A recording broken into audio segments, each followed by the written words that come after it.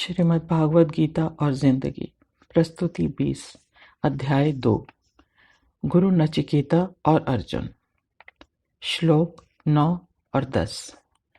संजय ने धृतराष्ट्र से कहा कि इस तरह भयभीत अर्जुन ने, जो शत्रुओं का विनाश करने में सर्वदा असमर्थ है, अपने हथियार डालते हुए श्री कृष्ण से कहा कि वह युद्ध नहीं कर सकता। वह कृष्ण के समक्ष नतमस्तक है, जो दोनों सेनाओं के मध्य में उपस्थित हैं। युद्ध भूमि में हो रही सारी वार्ता दूर महलों में बैठे अंधे धृतराष्ट्र को संजय एक सच्चे सेवक की भांति सूचित करता है। यह एक जीवात्मा का धर्म और अधर्म के बीच का अंतर्द्वंद है। धर्म वो नियम है जो सबको एक मर्यादा से बांध कर रखते हैं और जिसके चलते सब शांतिपूर्वक जीवन व्यतीत करते हैं।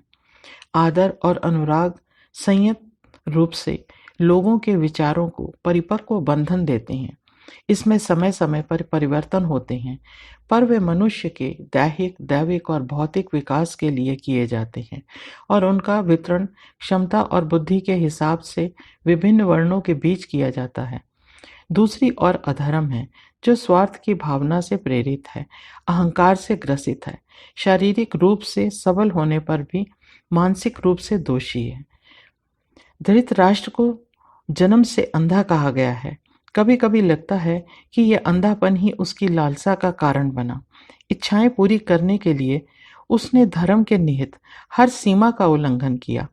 महत्वाकांक्षी होना कोई बुरी बात नहीं, पर उनका स्वार्थी होना यह अराजकता का कारण हो सकता है। धर्म वही उचित है, धर्म माना जाएगा, जो देश, काल, समय, परिस्थिति और निमित्त हेतु लाभकारी हो। पर अधर्म तो पूर्ण रूप से स्वार्थी है, जिसे उपरोक्त किसी चीज का ध्यान नहीं होता। यहाँ तक कि अधर्म में अंधा मनुष्य केवल अपने को ही पहचान सकता है और अपनी ही परिधि में घूमता है।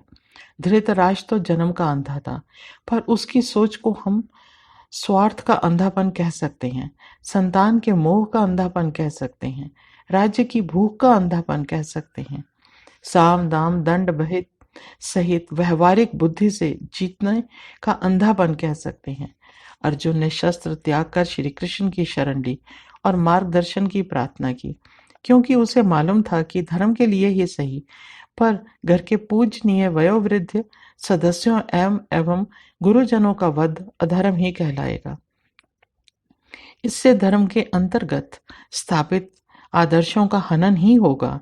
यह केवल अधर्म ही नहीं, महापाप भी होगा। अर्जुन के मन की व्यथा का कारण था कि वो एक धर्म कर्म करने वाला मनुष्य था। यदि दुर्योधन भी धर्म का महत्व जानता और उसकी महत्वाकांक्षाएं उसके स्वार्थ से भरी ना होती, तो शायद वह युद्ध की विभित्सा को समझता। यदि वह इतना स्वार्थी ना होता, तो पांडवों को, द्रौपदी को और कुंती को बार बार अपमानित कर वनवास ना देता। घर के गुरुजनों को उनके ही प्रियजनों से युद्ध करने के लिए प्रेरित ना करता, मजबूर ना करता। हस्तिनापुर के राज सिंहासन की रक्षा की आड़ में अपनी इच्छाओं और अहंकार की प्यास बुझाने के लिए एक के बाद एक अनुचित व्यवहार, अधर्म ना करता। यदि उसके मन में जरा सा भी अनुराग, आदर और धर्म की भावना होती, तो वह कुरुक्षेत्र तक ना पहुंचता। तब वह भी अपने को कृष्ण के चरणों में समर्पित कर मार्गदर्शन की प्रार्थना करता, और तब कृष्ण भी उसे इनकार नहीं कर सकते थे, क्योंकि वे एक महान, विवेकवान और ज्ञानी पुरुष थे। उसके मन में कोई भेदभाव थे ही नहीं। यह एक सर्वविदित सच है।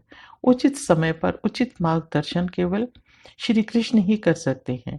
इसलिए हथियार फेंक कर करबद्ध अर्जुन ने बड़े ही विनीत भाव से मार्गदर्शन हेतु अपने आप को पूर्ण रूप से श्री कृष्ण को समर्पित कर दिया। पूर्ण समर्पण का अर्थ है संपूर्ण ज्ञान की प्राप्ति या फिर उचित मार्गदर्शन, जिससे सबका कल्याण हो।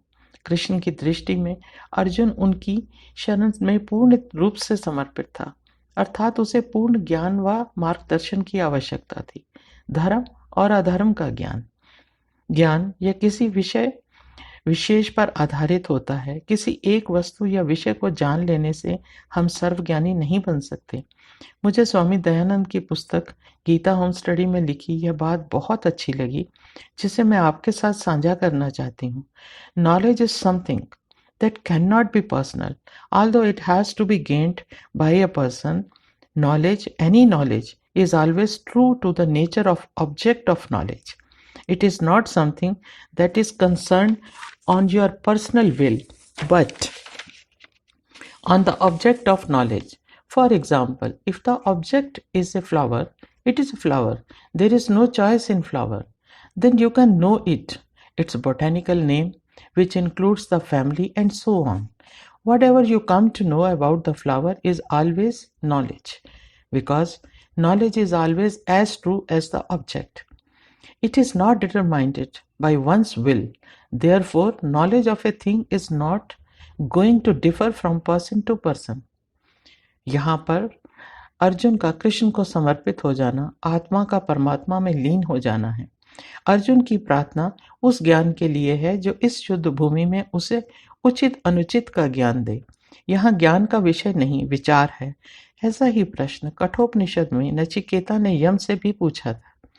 किसी ज्ञानी का आश्रय प्राप्त करना और उसके समक्ष पूर्ण रूप से समर्पित हो जाना, इसका अर्थ है कि जिसके समक्ष अपने समर्पण किया है वह ज्ञानी है, और आपको जो ज्ञान प्राप्त होगा वह धर्म से भी ऊपर होगा, क्योंकि हम जानते हैं कि अर्जुन की भी यही दुविधा है और उसे कृष्ण पर विश्वास है।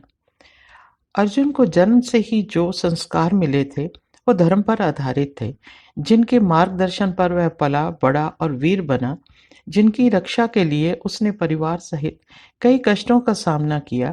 आज धर्म की रक्षा के लिए और धर्म की संस्थापना के लिए वह कुरुक्षेत्र में उनके विपक्ष में युद्ध करने के लिए खड़ा हो गया, तो उसके मन में संदेह और भय के बादलों ने घेर लिया। एक प्रश्न यहाँ यह भी उठता है कि क्या अर्जुन का निशस्त्र हो जाना अनुराग का प्रमाद था, या संस्कारों में धर्म का पालन, या फिर पाप का भागीदार बनने का भय? कुछ भी हो, उसके हृदय का आर्तनाद इस बात का प्रमाण है कि वह राज्य के लिए लालायित नहीं था। वह धर्म का पक्ष लेकर सत्ता के नाम पर फैल रही अराजकता को रोककर धर्म की संस्थापना करना चाहता था। नचिकेता की कथा भी कुछ ऐसी ही है। जब यमराज ने उसे 3 वर मांगने को कहा, तो नचिकेता ने पहला वर अपने पिता के लिए मांगा, जो उससे बहुत क्रोधित थे, और दूसरे वर में उसने स्वर्ग की प्राप्ति के लिए मार्गदर्शन की प्रार्थना की, जो अपने लिए नहीं दूसरों के हित के लिए थी। यह दोनों वरदान यमराज ने नचिकेता को दे दिए। तीसरा वरदान उसने अपने स्वयं के लिए मांगा। उसने जानना चाहा शरीर और आत्मा का भेद। कुछ लोगों का कहना था कि ये एक हैं, और कुछ लोग मानते थे कि ये भिन्न भिन्न हैं। नचिकेता ने यमराज से कहा था, यदि उसे आत्मा और शरीर के बारे में कोई कुछ ज्ञान दे सकता है तो वो यमराज ही हैं। इस रहस्य को उनसे बढ़कर और कौन समझ सकता है। उचित समय पर उचित गुरु का चयन यह योग्य शिक्षक के लक्षण है। गुरु भी योग्य व श्रेष्ठ तभी बनता है जब उसे शिष्य की पात्रता पर विश्वास हो। पहले तो यमराज ने बालक नचिकेता की बातों पर ध्यान नहीं दिया, पर बाद में उसकी बातें सुनकर उसे शिष्य स्वीकार कर लिया। यहाँ भी श्री कृष्ण ने अर्जुन की बातों को ध्यानपूर्वक सुना और उसकी दुविधा को जाना, और जब यह सुनिश्चित हो गया कि अर्जुन को मार्गदर्शन की आवश्यकता है, तो उन्होंने गुरु बनकर अर्जुन की प्रार्थना को स्वीकार किया। धन्यवाद। नीरा भसीन।